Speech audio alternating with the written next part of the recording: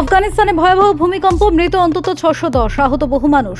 এক সংবাদ সংস্থার প্রতিবেদন সূত্রে জানা গিয়েছে, গভীর রাতে আফগানিস্তানের উত্তর পূর্বে কুনার প্রদেশে কম্পন অনুভূত হয়। রিক্টার স্কেলে কম্পনের মাত্রা ছিল 6-এরও বেশি।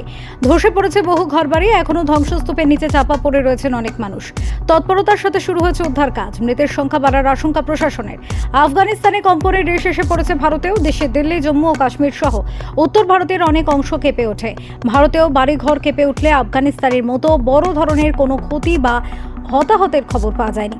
আফগানিস্তানের অবস্থা ক্রমশ খারাপ হচ্ছে। ভূমিকম্পনের ফলে দেশটি প্রায় তছনছ হয়ে গিয়েছে। ইতিমধ্যেই হেলিকপ্টারে আহতদের রাজধানী কাবুল ও আশেপাশের হাসপাতালে নিয়ে আসা হচ্ছে। স্থানীয় বাসিন্দারাও সেনা এবং চিকিৎসকদের সঙ্গে কাঁধে কাঁধ মিলিয়ে উদ্ধার কাজে হাত লাগিয়েছেন। আফগানিস্তান স্বরাষ্ট্র মন্ত্রকের মুখপাত্র শরফত জামান বলেছেন, কেবল কয়েকটি ক্লিনিকের হিসেবে শত শত আহত এবং বহু মৃত্যুর তথ্য পাওয়া গিয়েছে। হতাহতের সংখ্যা আরও বাড়তে পারে। ব্যুরো রিপোর্ট, লটারি সংবাদ।